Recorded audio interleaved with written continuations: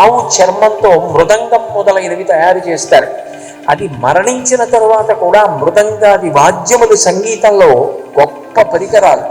అది మ్రోగించి సంధ్యాతాండవం స్తోత్రాలు చేస్తారు, పతంజలి కృత తాండవ స్తోత్రం అవిని.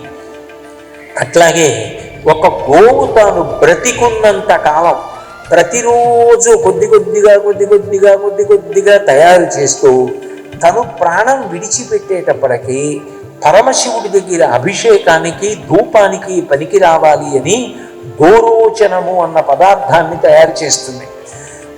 తనంత తాను చనిపోయిన తర్వాత ఆవులోంచి తీస్తారు ఆ గోరోచనం. ఆ గోరోచనంతో అభిషేకం చేసిన గోరోచనాన్ని వెలిగిస్తారు, వెలిగించి ధూపం వేస్తారు.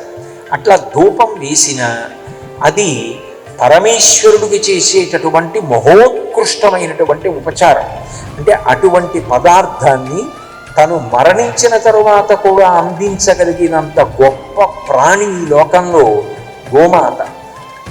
అందుకే అసలు యజ్ఞం అనేటటువంటిది లేనే లేదు గోవు లేకపోతే.